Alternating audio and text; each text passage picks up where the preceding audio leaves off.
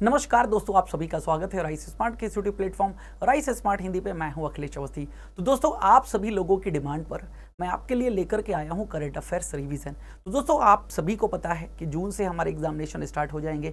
SSC CPO का examination है, SSC CHSL का एग्जाम है, एसएससी सीजीएल का एग्जामिनेशन है, सिलेक्शन पोस्ट के भी एग्जाम्स होने वाले हैं। तो दोस्तों, आप सभी के लिए करंट अफेयर्स मोस्ट इंपॉर्टेंट है और लास्ट 6 मंथ की करंट अफेयर्स से सबसे ज्यादा प्रश्न पूछे जाते हैं। हालांकि एसएससी में करंट अफेयर्स का दायरा तो पिछले 1 साल का है, यानी कि 1 साल की करंट अफेयर्स आती है, बट पिछले 6 महीने आपको बहुत अच्छे से करनी होती है। उसी को ध्यान में रखते हुए मैं रेगुलर सेशन में रिवीजन सेशंस भी ऐड कर रहा हूं। और एक तो शनिवार हमारा होता है वीकली रिवीजन सेशन, तो वो वीकली रिवीजन सेशन उसी मंथ की करंट अफेयर्स का होता है, उसी हफ्ते का रिवीजन होता है। लेकिन अब हफ्ते के बीच में एक सेशन में ऐसा भी आपके लिए लेकर के आया करूंगा जिसमें हम पिछले 6 महीने की करंट अफेयर्स का रिवीजन करेंगे। तो उसी को ध्यान में रखते हुए आज जनवरी 2024 के कुछ इंपॉर्टेंट करंट अफेयर्स का हम करेंगे रिवीजन। तो आप सभी लोग जुड़े रहिएगा सेशन के एंड तक। सेशन मोस्ट इंपॉर्टेंट होने वाला है आप सभी के लिए। जल्दी जल्दी आंसर करिएगा और फटाफट डिस्कशन करते हुए आगे बढ़ेंगे।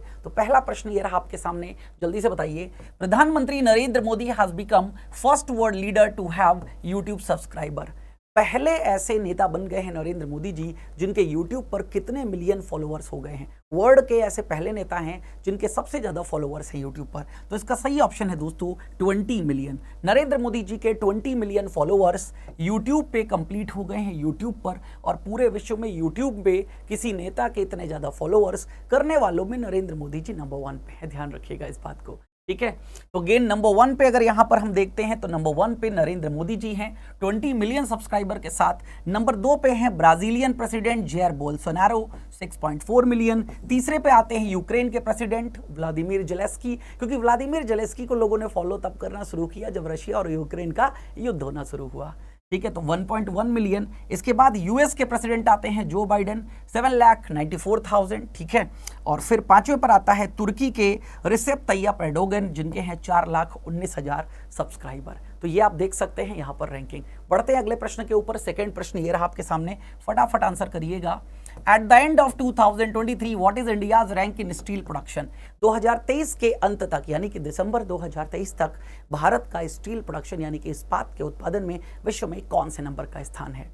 जल्दी से आंसर करिए आप सभी लोग। तो इसका सही ऑप्शन है दोस्तों, भारत दूसरे स्थान पर पहुंच गया है स्टील के प्रोडक्शन में। पहले नंबर पे तो चाइना है, लेकिन दूसरे नंबर पर कौन पहुंच गया? भारत पहुंच गया, वर्ल्ड का second largest steel producer. According to the ministry of steel यानी कि इस्पात मंत्रालय के द्वारा domestic steel production was around 90 million tons this year, यानी कि 2023 में 90 मिलियन टन का उत्पादन किया गया है स्टील का। और स्टील भारत में कोर इंडस्ट्रीज में आता है, याद रखिएगा। किस में आता है? कोर इंडस्ट्रीज में आता है, कोर इंडस्ट्रीज, ये बात याद रखिएगा। तो कुल कोर इंडस्ट्रीज कितनी है? 8 कोर इंडस्ट्रीज हैं, उनमें से स्टील भी एक कोर इंडस्ट्रीज में है। ध्यान रखिएगा इस बात को, ठीक है। और अगेन भारत ने एक टारगेट फिक्स किया है, achieving the total crude steel demand production of 255 million ton per annum by 2030-31। तो अभी जो 90 मिलियन टन है, ये 255 मिलियन टन पर एनम का टारगेट रखा गया है 2030-31 तक के लिए। अगला प्रश्न आप सभी के लिए, न्यू कैंपेन है बिस्लेरी की जिसका नाम है ड्रिंक इट अप। इसकी एम्बेसडर कौन बन गए हैं? जल्दी से बताइए। बिस्लेरी के नए ब्रांड एम्बेसडर जो बिस्लेरी वाटर को प्रमोट करेंगी। बिस्लेरी पानी आप सभी ने पिया होगा, बिस्लेरी है, एक्वाफीना है, आपने देखा होगा विजय राज को भी इसमें एक्ट करते हुए। तो बेसिकली इसकी जो एम्बेसडर बन गई हैं ग्लोबल लेवल पर वह है दीपिका पादुकोण। ध्यान रखिएगा इस बात को। तो Deepika Padukone drink it up की एम्बेसडर बन गई हैं यहाँ पर, जो ग्लोबल लेवल पर ड्रिंक इट अप को क्या करेंगी? प्रमोट करने का काम करेंगी। अगला प्रश्न, उत्तर प्रदेश में अयोध्या रेलवे जंक्शन का आधिकारिक तौर पर नाम बदलकर कर दिया गया है। दोस्तों, आप सभी लोगों को पता है अयोध्या में राम मंदिर का उद्घाटन कर दिया गया है। उस राम मंदिर के उद्घाटन के पहले अयोध्या का कायाकल्प किया गया, जिसके अंतर्गत अयोध्या रेलवे स्टेशन का नाम बदला गया। अयोध्या का जो अगेन एयरपोर्ट है उसका भी नाम बदला गया है। तो अयोध्या का नाम करके क्या कर दिया गया है? अयोध्या स्टेशन का नाम बदल करके कर दिया गया है अयोध्या धाम जंक्शन। अयोध्या धाम जंक्शन। और भी बहुत सारे अनाउंसमेंट किए गए यहाँ पर। अगेन वंदे भारत एक्सप्रेस के बारे में आपने सुना होगा। नमो भारत एक्सप्रेस के बारे में भी आपने सुना होगा। वंदे भारत तो आप जानते हैं, नमो भारत नहीं जानते तो मैं आपको बता दूं, दिल्ली से मेरठ के बीच में जो रैपिडेक्स ट्रेन है उस पर जो रैपिडेक्स वाली लाइन है, ठीक है, यानी कि रैपिड मेट्रो एक तरीके से, उस पर जो ट्रेनें चलेंगी उनका नाम होगा नमो भारत। लेकिन एक नई श्रृंखला लॉन्च कर दी है वंदे भारत के जैसे, जिसका नाम दिया है अमृत भारत। तो ये अमृत भारत एक्सप्रेस ट्रेन, ये जो इनॉग्रेट किया है मोदी जी ने अयोध्या से, ये पहली ट्रेन अयोध्या से किसको कनेक्ट करने का काम करेगी? तो ये अयोध्या से कनेक्ट करने का काम करेगी दोस्तों दरभंगा को, ध्यान रखिएगा, दरभंगा। तो बेसिकली अयोध्या रेलवे स्टेशन का नाम मैंने आपको बता दिया, अयोध्या धाम जंक्शन कर दिया गया। 30 दिसंबर को नरेंद्र मोदी जी ने इनॉग्रेट किया है अयोध्या धाम जंक्शन, यानी कि एक तरीके से जो उसको सही किया गया, रिवैम्प किया गया। 430 करोड़ की कॉस्ट से इसका कायाकल्प किया गया है, जो कि 1 लाख पैसेंजर्स को एकोमोडेट कर सकता है। अगेन 2 अमृत भारत और 6 वंदे भारत ट्रेनों को भी इनॉग्रेट किया गया है इस अवसर पर। तो 2 जो अमृत भारत हैं उसके बारे में जान लेते हैं। अमृत भारत एक नई कैटेगरी की सुपरफास्ट पैसेंजर ट्रेन हैं, जैसे वंदे भारत हैं, जिसके अंतर्गत LHB पुश पुल फीचर भी आपको मिलेगा, यानी कि जो सीटें हैं वो आगे पीछे भी हो सकेगी। तो अगेन सुपीरियर क्लास की ट्रेन हैं ये, ठीक है। Locos at both ends for better acceleration, यानी कि इस ट्रेन में आगे और पीछे दोनों तरफ लोको यानी कि इंजन होगा।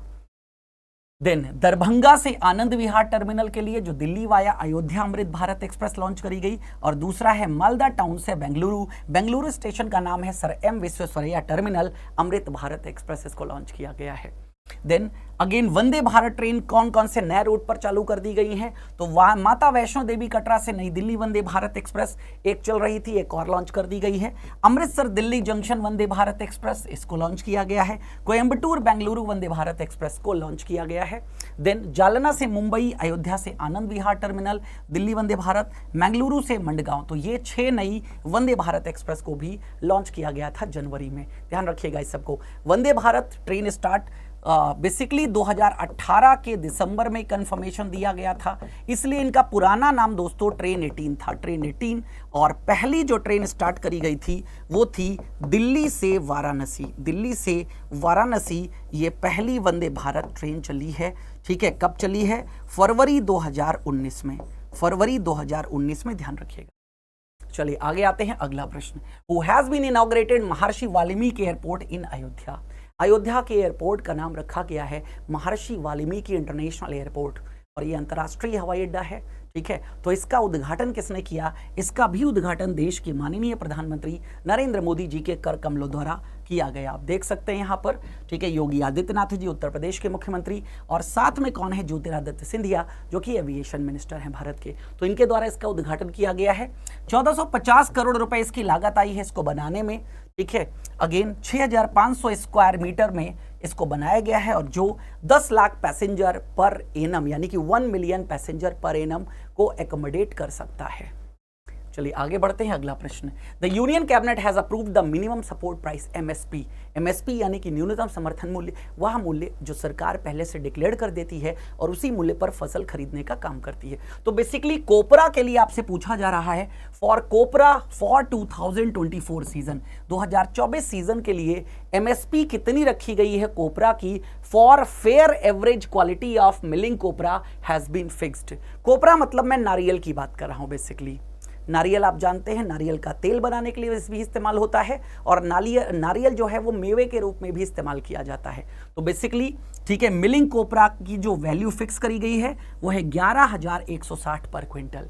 यहाँ पर आप देख सकते हैं, ठीक है, 2 प्रकार के कोपरा यहाँ पर होते हैं। तो अगेन मिलिंग कोपरे की वैल्यू है 11,160 पर क्विंटल, और 12,000 रुपए पर क्विंटल ये फिक्स करी गई है मिलिंग कोपरा के बाद में बाल कोपरा। बाल कोपरा थोड़ा सा बेटर होता है, ठीक है, ध्यान रखिएगा इस बात को, ठीक है। तो इससे क्या किया जाता है? नारियल तेल वगैरह बनाने का काम किया जाता है यहाँ पर। तो MSP के बारे में ध्यान रखिएगा, जो मैंने आपको बताया, एक न्यूनतम समर्थन मूल्य होता है जो committee on agriculture cost and price के द्वारा फिक्स किया जाता है, ठीक है। Ministry of agriculture and farmers welfare के द्वारा इस प्राइस को फिक्स किया जाता है। आगे आते हैं अगले प्रश्न के ऊपर। Which of the following country has decided to quit the OPEC यानी कि organisation of petroleum exporting countries. OPEC उन देशों का एक समूह है जो देश पूरे विश्व को ऑयल यानी कि क्रूड ऑयल कच्चे तेल का निर्यात करते हैं, एक्सपोर्ट करते हैं। तो कौन सा देश 1 जनवरी 2024 से इनसे अलग हो गया है, क्विट हो गया है? ये एक प्रकार का कार्टेल है। कार्टेल का मतलब ये जितने भी देश इसके सदस्य हैं ये सब मिलकर के ज्वाइंटली प्राइस को सेट करते हैं, क्रूड ऑयल के प्राइसेस को। तो वो देश कौन सा है दोस्तों? वो देश है एंगोला, जो इनसे अलग हो गया है। ध्यान रखिएगा, एंगोला ओपेक को छोड़ रहा है, 1 जनवरी 2024 को छोड़ दिया है, ठीक है। After exits from Ecuador in 2020 और कतर इन 2019। इक्वाडोर और कतर भी ओपेक को छोड़ चुका है, organisation of petroleum exporting countries. Angola which joined OPEC in 2007, Angola ने ओपेक को 2007 में ज्वाइन किया था। Producers about 1.1 million barrels per day compared with 28 million barrel per day for the whole group. तो again 28 million barrel per day का production है OPEC का, जिसमें 1.1 मिलियन बैरल्स पर डे का प्रोडक्शन एंगोला यहां पर दे रहा था। ध्यान रखिएगा इस बात को। तो ओपेक के बारे में अगेन जान लीजिएगा, 1960 में बनाया गया था इसे उन देशों के द्वारा जिनके पास सबसे ज्यादा तेल के संसाधन है, Saudi Arabia, Kuwait, Venezuela, Iran, Iraq. Angola ने 2007 जैसा कि आपको बताया ज्वाइन किया। Since 2017 OPEC has work with Russia and non members, यानी कि रशिया और नॉन मेंबर्स के साथ में भी वो ज्वाइन करता है, जिसे ओपेक प्लस ग्रुप के नाम से हम जानते हैं। To manage the market in whose agreement Angola participated. तो एंगोला ने क्विट कर लिया, इतना ध्यान रखिएगा, दैट्स इट, मोस्ट इंपॉर्टेंट चीजें। तो Angola departure from OPEC will leave it with 12 members. अभी एंगोला अगेन ओपेक के कितने सदस्य हैं तो पूछा जाए तो 12 सदस्य हैं इसके, ठीक है। और प्रोडक्शन कितना है इनका क्रूड ऑयल का? 27 मिलियन बैरल पर डे, तो 27% of 102 million barrel per day world oil market. World oil market का 27% ओपेक क्या करता है? प्रोड्यूस करने का काम करता है। तो कतर के बारे में बता दिया, इक्वाडोर के बारे में बता दिया, इन्होंने छोड़ दिया था इसे, ठीक है। इक्वेटोरियल गिनिया, अगेन कंट्रीज जिन्होंने ओपेक को ज्वाइन कर लिया है, जान लीजिएगा। इक्वेटोरियल गिनिया ने इसे ज्वाइन किया 2017 में, गैबॉन ने रीज्वाइन किया 2016 में, और रिपब्लिक ऑफ कॉन्गो के फुल मेंबर ये बन गया 2018 में। ये वो देश हैं जिन्होंने ज्वाइन किया है, और जो देश छोड़े हैं वो भी मैंने आपको बता दिया है पूरा डिटेल में। एंगोला की बात करें, एंगोला जिस देश ने छोड़ा है, तो एंगोला कौन सा अफ्रीकन देश है? एंगोला की कैपिटल है लुआंडा। एंगोला में करेंसी चलती है क्वांजा। आगे बढ़ते हैं, अगला प्रश्न है, which of the following country has rejected the members of BRICS. BRICS यानी कि Brazil, Russia, India, China, South Africa, ये 5 देशों का एक ग्रुप हुआ करता था। अब इसके सदस्य बढ़ गए हैं, 6 सदस्यों का कंफर्मेशन मिला था, और ये ग्रुप बढ़कर के 11 सदस्यों के रूप में परिवर्तित हो गया था। लेकिन एक देश में सरकार बदली, और उस देश में जब सरकार बदली तो उन्होंने ब्रिक्स को ज्वाइन करने से मना कर दिया। ओरिजिनली ये ब्रिक के रूप में फॉर्म हुआ था, साउथ अफ्रीका इसके साथ बाद में जुड़ा था, उसके जुड़ने के बाद ये ब्रिक्स हो गया था। तो बेसिकली अभी अर्जेंटीना ने इसको ज्वाइन करने से मना कर दिया है। तो नए सदस्य कितने जुड़े हैं? याद रखिएगा, 5 सदस्य जुड़े हैं। तो अर्जेंटीना के प्रेसिडेंट हैं जेवियर मिली, इनके द्वारा ये लेटर भेज दिया गया ब्रिक्स लीडर्स को, ठीक है, कि अगेन हम ब्रिक्स को ज्वाइन नहीं करेंगे। ये है बेसिकली अर्जेंटीना के नए प्रेसिडेंट जेवियर मिली। तो इनके द्वारा डिसीजन लिया गया कि हम ज्वाइन नहीं कर रहे हैं। अगस्त 2023 में ब्रिक्स की समिट में कंफर्मेशन मिला था। Argentina, Ethiopia, Iran, Saudi Arabia, Egypt और यूनाइटेड अरब इमिरेट्स को ब्रिक्स में एडमिट करने के लिए। तो अब अर्जेंटीना ज्वाइन नहीं कर रहा है, लेकिन बाकी बचे हुए 5 देश ज्वाइन कर रहे हैं। कौन कौन से? ध्यान रखिएगा, Ethiopia, Iran, Saudi Arabia, Egypt और यूएई, ठीक है। तो इन सभी की मेंबरशिप इफेक्ट भी आ गई है 1 जनवरी 2024 से। यानी कि वर्तमान में ब्रिक्स के कुल कितने सदस्य देश हैं? तो ध्यान रखिएगा, 10 सदस्य देश हैं ब्रिक्स के। ये बहुत अच्छे से याद रखिएगा। ब्रिक्स कब फॉर्म हुआ था? ब्रिक्स एस्टैब्लिश हुआ था जून 16, 2009 में, when the first BRICS summit was held in Russia. ध्यान रखिएगा। तो ब्रिक्स में रीनेम हुआ था 2010 में, जब किसने ज्वाइन किया था? साउथ अफ्रीका ने। तो 2009 में बना था, 2010 में साउथ अफ्रीका ऐड हुआ था इसके साथ। तो ब्रिक्स किसके लिए जाना जाता है? Brazil, Russia, India, China, South Africa, ये जाना जाता है। The term brick was created in 2001। ये जो शब्द ब्रिक है ये 2001 में बताया गया था by economist Jim O'Neill, who believed that these economist would dominate global growth. चलिए आगे बढ़ते हैं। Which of the following state has launched India's first submarine tourism. भारत का पहला सबमरीन टूरिज्म किसके द्वारा शुरू किया गया, किस राज्य के द्वारा? तो ये सबमरीन टूरिज्म शुरू किया जा रहा है गुजरात के द्वारा। अभी शुरू नहीं हुआ है, शुरू करने की बात कही गई, क्योंकि द्वारिका नगरी जो समुद्र के अंदर भगवान श्री कृष्ण के द्वारा बसाई गई थी, तो उसी के अवशेषों को दिखाने के लिए ये टूरिज्म शुरू किया गया है गुजरात के द्वारा। कुछ इस तरीके का होगा, इसके अंतर्गत लोगों को समुद्र के नीचे ले जाया जाएगा और जो अवशेष हैं उस नगरी के वो उनको दर्शाए जाएंगे। ठीक है, तो ये सबमरीन टूरिज्म इसका नाम दिया गया है और ये अंडर वाटर टूरिज्म फैसिलिटी है जो कि गुजरात लॉन्च कर रही है, ध्यान रखिएगा बहुत अच्छे से। आगे बढ़ते हैं, अगला प्रश्न। Felix Tshisekedi has been reelected as the president of Congo, what is the currency of Congo? तो रिपब्लिक ऑफ कॉन्गो के नए राष्ट्रपति के रूप में नियुक्त हो गए हैं फेलिक्स शिकेड़ी। आपसे पूछा यह जा रहा है कि अगेन करेंसी क्या है कॉन्गो की? तो कॉन्गो में चलता है दोस्तों फ्रैंक। सिंपल, आपको ध्यान क्या रखना है, कॉन्गो के नए राष्ट्रपति कौन बन गए हैं? तो कॉन्गो के नए राष्ट्रपति हमें पता चल गया फेलिक्स शिकेड़ी बन गए हैं। ठीक है, फेलिक्स शिकेड़ी ये री इलेक्ट हुए हैं, यानी कि दोबारा से more than 70% of the vote. और अगेन यहाँ की जो हम बात करें करेंसी की, तो आपके सामने है कॉन्गोलीज फ्रैंक। कैपिटल की बात करें तो ये है किसहासा और प्रेसिडेंट फेलिक्स त्शिसेकेड़ी बता दिया। और प्राइम मिनिस्टर कौन है? समा लुकोंडे। और ऑफिशियल लैंग्वेज यहाँ पर क्या चलती है? फ्रेंच ऑफिशियल लैंग्वेज चलती है और फ्रेंच वर्ल्ड में बोली जाने वाली सेकेंड मोस्ट स्पोकन लैंग्वेज है, सेकेंड मोस्ट स्पोकन। पहले पे मंडारिन है, थर्ड पे इंग्लिश है और फोर्थ पे हिंदी की बात आती है। अगला प्रश्न, Who has been honored with the MS Swaminathan award? MS Swaminathan जिन्हें आप फादर ऑफ ग्रीन रेवोल्यूशन के नाम से जानते हैं, तो MS स्वामीनाथन पुरस्कार ये कृषि के क्षेत्र में दिया जाने वाला पुरस्कार है। किसको प्रदान किया गया है? इस बार दिया गया है प्रोफेसर BR काम्बोज को। प्रोफेसर BR काम्बोज ये वाइस चांसलर हैं। चौधरी चरण सिंह हरियाणा एग्रीकल्चरल यूनिवर्सिटी के, इनको ये सम्मान प्रदान किया गया है। ठीक है, MS स्वामीनाथन ट्रस्ट के द्वारा इसे प्रदान किया जाता है, ध्यान रखिएगा। तो कर्नाटका के गवर्नर थवर चंद गहलोत ने यह पुरस्कार प्रदान किया गया है। ठीक है, अवार्ड सेरेमनी कहां पर आयोजित हुई है? ये आयोजित हुई है, ठीक है, सिंधिया एग्रीकल्चर यूनिवर्सिटी इन ग्वालियर मध्य प्रदेश। यहीं पर यह पुरस्कार इनको प्रदान किया गया है। आगे बढ़ते हैं अगले प्रश्न की ओर। MS स्वामीनाथन पुरस्कार ये 2004 में इंस्टीट्यूट हुआ था, यानी कि फॉर्म किया गया था। The award aims to recognise the life time contribution of eminent individuals who have made a global impact in the field of agriculture, यानी कि कृषि के क्षेत्र में कुछ ग्लोबल इम्पैक्ट का काम किया गया हो तो लाइफ टाइम अचीवमेंट के लिए मिलता है। Food security sustainability of agriculture in India में ये पुरस्कार प्रदान किया जाता है, ध्यान रखिएगा। पहला पुरस्कार दिया गया था presented to Nobel peace prize winner doctor Norman E Borlaug. इनके नाम पर भी एक बोरलॉग प्राइज दिया जाता है। और नॉर्मन ई बोरलॉग क्या थे? ग्लोबल फादर कहे जाते हैं ग्रीन रेवोल्यूशन के, हरित क्रांति के। प्रीवियस MS स्वामीनाथन अवार्ड किसको दिया गया था? डॉक्टर सुरिंदर सूरी को दिया गया था, M सहगल को दिया गया था, जो कि फाउंडर हैं M सहगल फाउंडेशन के। ठीक है, और सहगल फाउंडेशन 19 अगस्त 2023 को। आगे बढ़ते हैं। Which edition of joint military exercise Desert Cyclone? Desert Cyclone नाम की ज्वाइंट मिलिट्री एक्सरसाइज का आयोजन किया गया है इंडिया और UAE के बीच में, यानी कि भारत और संयुक्त अरब अमीरात मिलकर के एक ज्वाइंट मिलिट्री एक्सरसाइज ऑर्गेनाइज कर रहा है, जिसका नाम क्या है? Desert Cyclone. आयोजन इसका किया जा चुका है 2 जनवरी से 15 जनवरी 2024 के बीच में राजस्थान में आयोजन किया गया है। और ये पहला एडिशन था, इनॉग्रल एडिशन, यानी कि यह पहला एडिशन था जिसका आयोजन कहां पर किया गया है? राजस्थान में इसका आयोजन किया गया था। नाम ही है डेजर्ट सफारी। ठीक है, तो अगेन डेजर्ट साइक्लोन का मतलब क्या है? डेजर्ट यानी कि रेगिस्तान। तो इस तरीके के जो ऑपरेशंस किए जाते हैं या एक्सरसाइज करी जाती हैं, आपस में एक दूसरे को जानने और समझने के लिए, टैक्टिक्स को जानने और समझने के लिए किया जाता है। ये रिसेंट एक्सरसाइजेज हैं जो आप अगेन पढ़ लीजिएगा।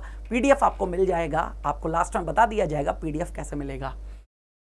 अगला प्रश्न है, India's first all girls Sainik school has been opened in. भारत का पहला ऑल गर्ल सैनिक स्कूल कहां पर ओपन किया गया है? तो भारत का पहला ऑल गर्ल, यानी कि सभी के सभी लड़कियां पढ़ेंगी, सिर्फ लड़कियों के लिए सैनिक स्कूल होगा, ये वृंदावन में ओपन किया गया है। ठीक है, तो डिस्ट्रिक्ट मथुरा वृंदावन में डिफेंस मिनिस्टर राजनाथ सिंह के द्वारा इनॉग्रेशन किया गया है। डिस्ट्रिक्ट है यहाँ पर मथुरा, याद रखिएगा, Mathura district of Uttar Pradesh. संविद Gurukulam girls Sainik school, ये इस नाम से जाना जाएगा। ठीक है, 100 न्यू सैनिक स्कूल ओपन किए जाएंगे, उसके अंतर्गत ये एक पहल है, ध्यान रखिएगा। तो पहला ऑल गर्ल्स सैनिक स्कूल कहां पर ओपन किया गया? वृंदावन, मथुरा डिस्ट्रिक्ट, उत्तर प्रदेश, ध्यान रखिएगा। अगला, जनवरी 2024 में इसरो ने एक नया मिशन लॉन्च कर दिया गया जिसका नाम है एक्सपीओसैट। पोलर सैटेलाइट मिशन है, बेसिकली पोलरीमीटर सैटेलाइट, एक्सपीओसैट इसका नाम है पूरा का पूरा, from the Satish Dhawan space centre. Basically पूछा जा रहा है किस व्हीकल से इसको लॉन्च किया गया है, तो हैज बीन लॉन्च C58, इसका सही ऑप्शन क्या है C58। तो PSLV C58, PSLV का फुल फॉर्म होता है पोलर सैटेलाइट लॉन्च व्हीकल। तो polar satellite launch vehicle C58 के द्वारा इस मिशन को लॉन्च किया गया है। तो अगेन ये क्या करेगा, तो अगेन नाम से ही जान लीजिएगा एक्सपीओसैट, एक्सरे पॉलीमीटर सैटेलाइट, यानी कि अगेन जो पोलरीमीटर उपग्रह, जो अगेन जो कह सकते हो कि आकाश में बहुत सारे पर्थ हैं, ठीक है। जब अगेन ये जो इसरो का मिशन है, ये मिशन बेसिकली क्या करेगा, एक अन्वेषण मिशन है, यानी कि अनुसंधान पर आधारित है, ठीक है। ये अनुसंधान करेगा और उसी की रिपोर्ट क्या करेगा, इंडिया में भेजने का कार्य करेगा, यानी कि इसरो के पास और जानकारी मिलेंगी अंतरिक्ष की। चलिए आगे बढ़ते हैं। तो इसरो के बारे में बात करें, इसरो एस्टैब्लिश हुआ था 1969 में, 15 अगस्त, हेडक्वार्टर है बेंगलोर कर्नाटका में। फाउंडर या पहले चेयरमैन थे विक्रम साराभाई, विक्रम अंबालाल साराभाई पूरा नाम है। 10वें चेयरमैन है इसके एस सोमनाथ। और आर्यभट्ट इंडिया की पहले सैटेलाइट थी जिसे 19 अप्रैल 1975 को लॉन्च किया गया था। अगला प्रश्न है दोस्तों, डेविड वार्नर ने अभी हाल ही में रिटायरमेंट अनाउंस किया था वनडे इंटरनेशनल से। तो डेविड वार्नर किस देश के लिए खेलते हैं क्रिकेट, तो डेविड वार्नर को आप सभी लोग जानते हो, ऑस्ट्रेलिया के लिए खेलते हैं। अभी IPL भी खेल रहे हैं सभी लोग, ठीक है। तो ऑस्ट्रेलिया के बैटर हैं डेविड वार्नर, जिन्होंने इस्तीफा दे दिया है, ठीक है। आगे आते हैं अगले प्रश्न पर। तो ये रिसेंटली रिटायर्ड प्लेयर्स हैं, अगेन बताया मैंने, PDF मिल जाएगा, पढ़ लीजिएगा। अगला प्रश्न है, which of the following state government declare to observe January 15 as sports day. 15 जनवरी को स्पोर्ट्स डे के रूप में मनाने का निर्णय हाल ही में किस राज्य के द्वारा लिया गया है, तो ये निर्णय ले लिया गया है महाराष्ट्र के द्वारा। महाराष्ट्र के CM आप जानते हो एकनाथ शिंदे। तो एकनाथ शिंदे की सरकार ने डिसीजन लिया है कि 15 जनवरी को प्रत्येक वर्ष हम लोग इस क्या मनाएंगे, स्टेट का स्पोर्ट्स डे मनाने का काम करेंगे। Birth anniversary of wrestler Khashaba Jadhav, पहले इंडियन थे, इंडिपेंडेंट मेडल जीता था ओलंपिक में 1952 में। जाधव ब्रॉन्ज मेडल जीता था इन्होंने 1952 के समर ओलंपिक्स में, जो कि हेलसिंकी फिनलैंड में आयोजित किया गया था। हेलसिंकी फिनलैंड में इसका आयोजन किया गया था। चलिए कुछ और है प्रश्न फटाफट देख लेते हैं। ग्लोबल फैमिली डे कब ऑब्जर्व किया जाता है, तो ग्लोबल फैमिली डे ऑब्जर्व किया जाता है 1 जनवरी को प्रत्येक वर्ष। 1 जनवरी ग्लोबल फैमिली डे, यानी कि नया साल फैमिली के साथ बैठ करके मनाइए। अगेन कोई थीम होती है तो मैं आपको बता देता हूँ इंपॉर्टेंट। अगला वर्ल्ड डे ऑफ पीस, यानी कि विश्व शांति दिवस, ये भी 1 जनवरी को ही मनाया जाता है। 1 जनवरी, साल की शुरुआत शांति से होनी चाहिए, साल भर शांति बनी रहनी चाहिए, ठीक है। तो ये भी ध्यान रखिएगा आप सभी लोग डे। और आगे बढ़ते हैं, अगला प्रश्न है, copyright law day celebrated every year. तो कॉपीराइट लॉ डे की बात करें, ये भी कब मनाया जाता है दोस्तों, 1 जनवरी को मनाया जाता है, 1 जनवरी को, ठीक है। तो उम्मीद करता हूँ आपको सेशन पसंद आया होगा, PDF आपको इसका मिल जाएगा। और सेशन कैसा लगा हमें कमेंट सेक्शन में जरूर बताइएगा। इस सेशन को हम आगे कंटिन्यू करते रहेंगे। सिर्फ इतने ही प्रश्न नहीं, नंबर ऑफ प्रश्न यहाँ पर होंगे। ये तो एक इनिशिएटिव है, हाँ, इनिशिएटिव कैसा लगा बताइएगा, देन हम आगे बढ़ते रहेंगे। Thank you.